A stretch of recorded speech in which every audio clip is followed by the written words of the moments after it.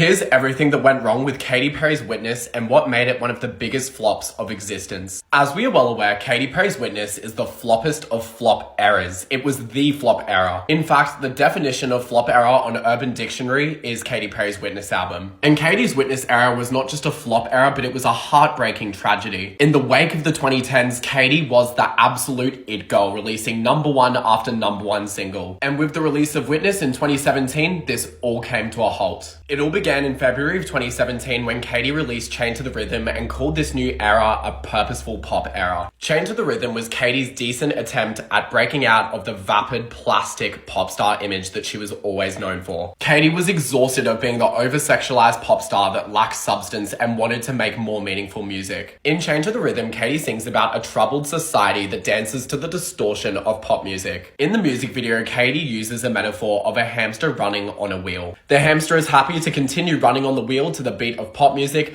but isn't ready to get off the wheel to face the real-life issues of society. And in this music video, Katy was most certainly alluding to Hillary Clinton losing the 2016 election to Donald Trump, and that she was one of Hillary's main supporters. So when the United States did not elect their first female president in the 2016 election, Katy was completely devastated and wrote Chained to the Rhythm. And while Katy's intentions were so valid, a pop star like her would have provided so much relief during a difficult time like the 2016 election. And while a key message in Chained to the Rhythm was that pop music serves as a distortion to society when dealing with real-world issues, Katy failed to realize that she is actually the queen of pop music. With Chained to the Rhythm, Katy failed to keep her political activism separate from her ability to produce bops. Because as we know from the 2010s, Katy is a singles artist and is not well known for her albums. Katy's album Teenage Dream, released in 2010, had 5 #1 singles released in a row, and then there were 2 more #1s from Teenage Dream's follow-up, Prism. However, unfortunately, Dr. Luke was the producer behind all of Katy's #1 hits except one, Firework. And as we know, Dr. Luke was accused of rape. And Katy, being a progressive feminist and supporting Hillary Clinton during the 2016 election, was never going to work with Dr. Luke again. So she worked with Sia and Max Martin on Chained to the Rhythm instead of Dr. Luke. However, sadly, it underperformed and did not hit the #1 spot like all her previous lead singles did. And then things took a massive turn for the worse with the second single from Witness, Bon Appetit. Katy was desperately trying to pivot back to her fluffy bubblegum pop star image, but sadly failed. Like for part 2.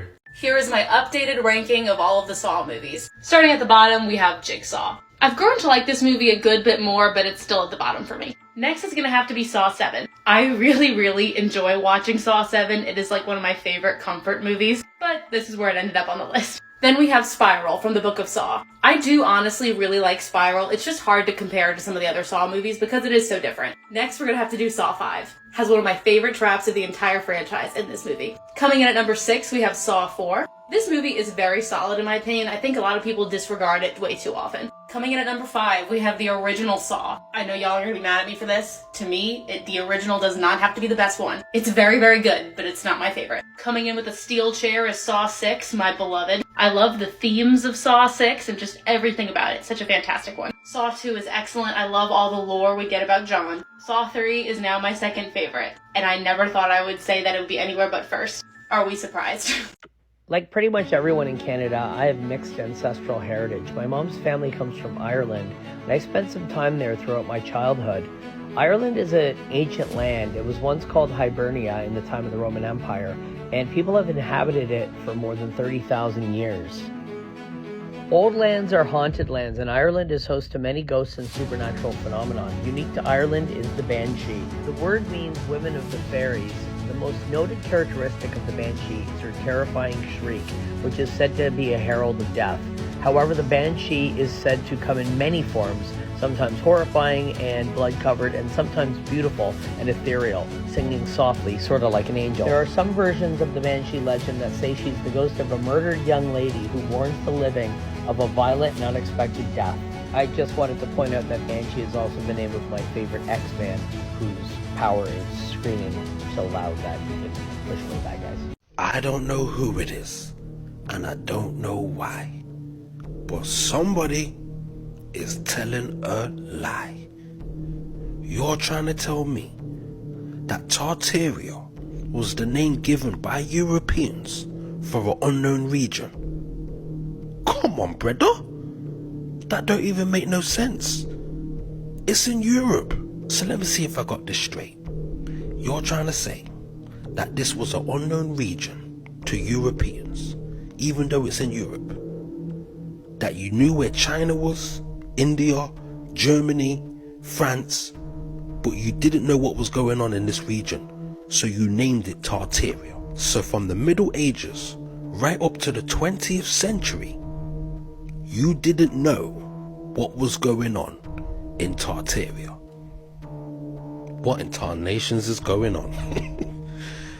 The 20th century? You mean the end of the last reset? Come on, bruv. 1901 is when you figured it out. I'm sorry, brother. I'm not buying it. Everybody that comes on the show gets a gift. All right. This is your gift, Congressman. Thank you. I have to make sure it's legal. It is, you know. You've checked it. Okay. It's legal. So we're real big on mental health here. I am and too. So Awesome. that's performance mushrooms. There's a coffee in there that's got functional mushrooms in it, and then there's a creamer that also has benefits of functional mushrooms and adaptogens in it. And Yeah. so anyways, it's from Laird Superfoods. They got the cleanest ingredients. Thank you.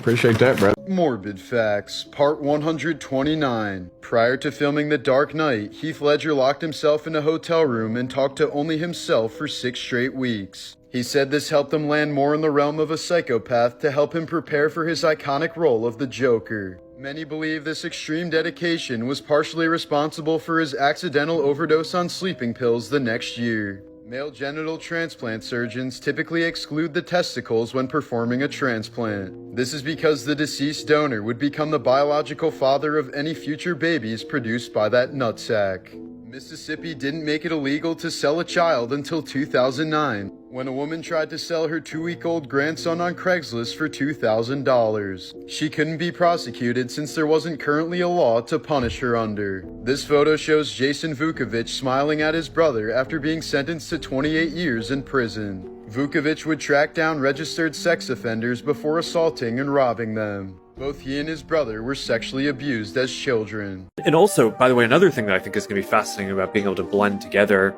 the digital and physical worlds in this way is we're also going to be able to embody AIs as well. And then you have like Bob the AI, who's an engineer on your team who's helping with things, and he can now be embodied as a as a realistic avatar as well, and just join the meeting in that way. So I think that's going to be pretty compelling as well. But I do think that there's this bridge between the current state of most of our interactions in the physical world and where we're getting in the future with this kind of hybrid physical and digital world, where I think it's going to be a lot easier for people to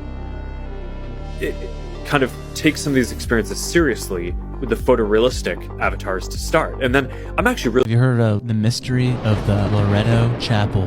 No. This is the craziest story. So they were building this chapel in New Mexico. The French architect who was building this chapel all of a sudden died. He did not complete the staircase to the choir loft. The sisters of the Loretto Chapel, they prayed to Saint Joseph that someone is sent to build these stairs. At the end of the 9 days of prayer, this man comes in from across the desert riding a donkey, walks into the church, and he says, "I was sent here to build stairs." Stop it! Listen, he built these stairs in 3 months and just dipped. The sisters are like, "Well, we didn't pay him." So the sisters went to the lumberyard and said, "Do we owe you anything?" They said, "This man never came and got wood from us." Oh my goodness. And there's not a single nail used on this staircase. What? That is such a wild story. The curator of this chapel, he brought in over 120 experts. They said, "We don't know how to do that." These sisters believe Joseph himself came because he was a carpenter. Oh my gosh. This TikToker was just arrested because he had CP on his computer. Christopher Westbrook was better known as Wharf Rat Chris on TikTok. He would post videos showing how fast he could chop vegetables to a viral sound. He also recorded himself making dinner, not necessarily recipes, but more so just cooking. I know his one really viral video landed on my For You page, and I was impressed. Luckily didn't follow him though. But in a pretty short amount of time, he amassed somewhat of 155,000 followers. This number has gone down since the allegations have come out, though.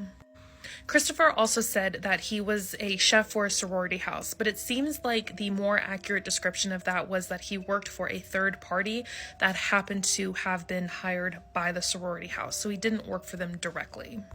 But he would often film himself making dinner for a sorority house in Arkansas, for the University of Arkansas, one of their sororities. In June of 2021, the National Center for Missing and Exploited Children alerted local police local to Chris's area that there was a Google account uploading certain images that included CP. With this tip, police were able to track it down to Christopher Westbrook. Knowing that it was his IP address that was uploading this, they were able to get a search warrant, and when they made entrance into his house, they confiscated his laptop and also a hard drive that had over 700 images of this kind. Chris was arrested and his bond was set to $25,000, but personally, I don't think that's high enough. It'll be interesting to see what happens to him, but what are your thoughts on this case? Personally, I just think it says that you can never trust what you see on the internet and always be skeptical. Everything is not what it seems. But what are your thoughts on this? Let me know down in the comments and follow for more true crime.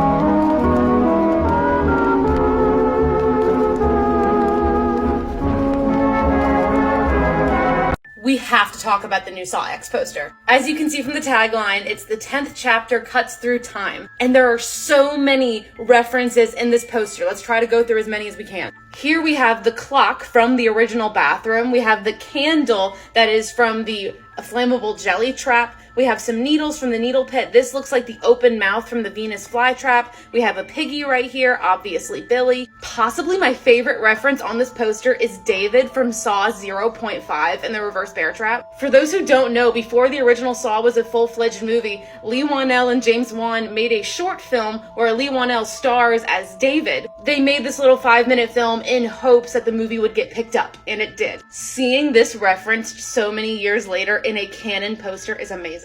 Over here we have the Saw from Saw 3, we have the eye-sucking trap from Saw X. There's so many more, but over here we also reference Spiral and Jigsaw. We've referenced every film in the franchise here. Do you know what else is under the authority of the crown? Disney World in Orlando, Florida. What does that mean? Ron DeSantis was trying to take away their self-governing, because Disney has always been like a self-governing entity within Florida, so they don't pay the taxes that major businesses in Florida do. Because they started getting into politics. Disney was like, he's like, if you're going to get into politics, let's get into politics. But Ron DeSantis lost that battle because it came out. Disney's like, hey, why don't you just read this piece of paper that we have? It says, we are under the Royal Family Clause, which basically means Disney World, the land is owned by the royal family of England. How? They did some sort of exchange. They would have had to have given the land to the crown, and now it's protected. They basically said the U.S. cannot tax what is the royal family. Why do they own U.S. land? What's the Florida version of the Boston Tea Party? Go to Epcot and we just trash the UK part. Which is like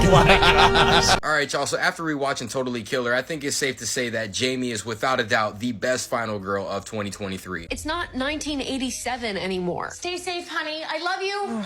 This girl went back in time, tried to stop a murder spree that happened, which she didn't do a good job because the murder spree still happened, just in a different way. She takes out not one, but two different killers that were in the movie, because you got the killer from the past from the original killing spree, and then you got the one from the future. Honestly, this entire movie was just fucking brilliant, bro. Like, if Back to the Future and Scream had a baby, This is that baby. I really enjoyed the dynamic between Jamie and her mother, like her younger mother, who was a total fucking prick. Like, I ain't gonna lie, her mother was a fucking asshole. But the dynamic between the two was just fucking great. And I'm sorry for how I look, you know, I gotta sit in front of the light just to get that light skin. On a real note though, I personally think Totally Killer should have definitely hit theaters and not The Exorcist Believer, because this was good. Exorcist Believer, Jesus, this light is just damn. Alright, we Gucci, back to what I was saying. Exorcist Believer was fucking terrible. So the fact that Blumhouse released a horrible fucking movie in theaters and released a very good fucking movie on streaming services, it's kind of crazy to me. Do you know Roro-chan _1999? Have you heard of this? Nah. No, okay. There's this girl in Japan. She started streaming out in 2012, right? On like a Japanese app. On all her like streams, she wore a mask so no one knew what she looked like. She wanted to be the biggest on that app, right? Yeah. And she got like okay views. And then all of a sudden, her content changed. Okay, how can I go mainstream now, right? So she would do that IRL streaming in 2012. Oh, she's the first she was like IRL low-key streamer. The first IRL streamer. She would take her camera and run into traffic. What the? Yeah, Why? like run across, like, you know the game Frogger? Yeah, like she would do that for Your Crossy Road? Oh my gosh, yeah. On one of her streams too, she would just like on the edge of her roof. What the fuck? Everyone in the chat's like, go jump, like I'll donate like a bunch of money, go jump. Yeah. And obviously she didn't do it, right? And she disappeared for a bunch of time. And I don't know if Mans really bagged it, but in her streams while she was getting a lot of views, she was saying like, I'm really lonely, I have no one to talk to, like it's getting bad, right? So she was low-key depressed.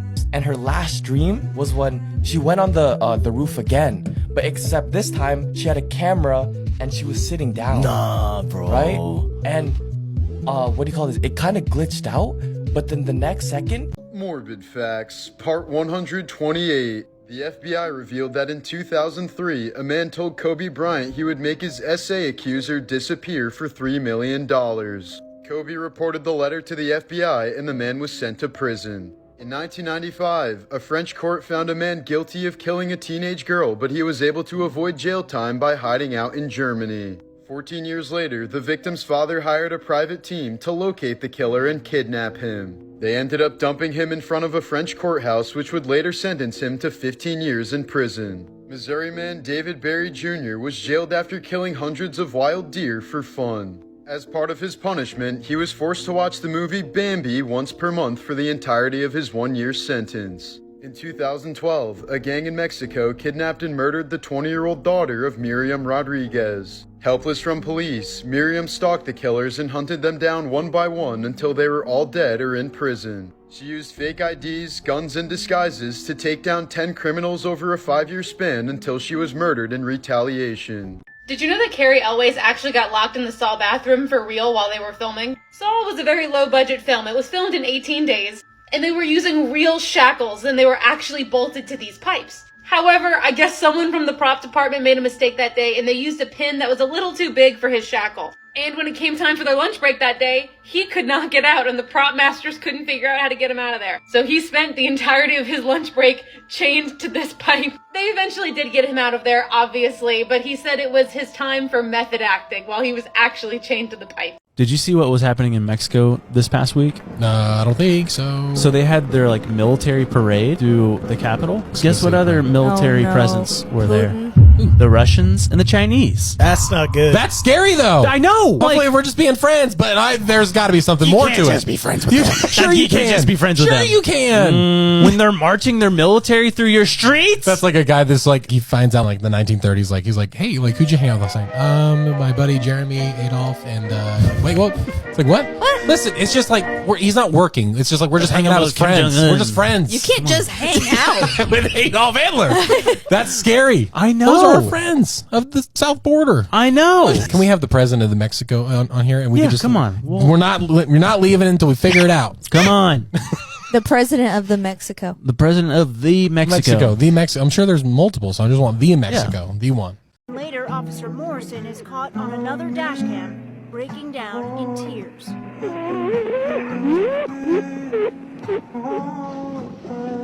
A nighttime traffic stop in Billings, Montana quickly goes wrong. Why are you moving your hands around so much? While the dash cam rolls, Officer Grant Morrison confronts 4 people in the car. All of you put your hands up right now on top of the seats. Morrison recognizes Richard Ramirez, a suspect in an armed robbery. Hands up, I'm gonna shoot you. I will shoot you. And then he does, firing 3 times. Later, Officer Morrison is caught on another dash cam, breaking down in tears. Experts say these situations can be volatile. It can escalate very, very rapidly. It can escalate in a fraction, tenths of a second. And it can go from benign to a deadly force scenario. A 7-person jury ruled the shooting a justifiable homicide. This book is so disturbing, the editor wanted to remain anonymous. It's called Wet Market, and it's by the same author that wrote Playground. You know, the one about the playground that's designed to hurt as many kids as possible, saw trap fashion? Yeah, that same author. The story of Wet Market follows this really rich, like, celebrity chef. He's just forever chasing this high that he can't really find anymore with regular foods. And he discovers this market where he can buy meats that he can consume while they're still alive. I have to block some of the cover, but I read it. And let me just say, I could eat and read Playground at the same time. I could not eat for like 2 hours after reading this. Like I said, this guy is going into the market trying to consume creatures while they are still alive. Endangered animals. I'm not talking about bugs and insects, full living, breathing mammals. Like they are being restrained and they can feel everything. It's absolutely horrific, but it is super impressive that this managed to turn my stomach because not much really does. Yeah, not for the faint of heart, but I definitely recommend it. It was brutal. Menugate, have you heard of that? Menugate? This is weird. This man, his name is Cody, lives in Atlanta. He walked out of his apartment and noticed every single door in his hallway had a Chinese menu. 3 days later, it's still there. And he's like, everyone in my hall has not opened their door. And then 5 days, still there. So he went down to the parking garage and looked at the cars, covered in dust. And he's like, that's weird. And then he's like, okay, this is like freaking me out a little bit. Went through his whole apartment building, couldn't find a fire alarm. Finally, like, found one. He's like, I need to know. Pulls it. There's supposed to be 800 people living in this apartment building. No one came out. Because he had previously checked, he'd gone outside at night, and there were lights on. Yeah. Something's going on. He went out into his local nook where his apartment was. Every, like, coffee shop and place that he went to, there was always one man in there wearing a suit, talking on the phone. He said these men were all saying the same thing into the phone. And he's just like, am I living in a simulation? What is this?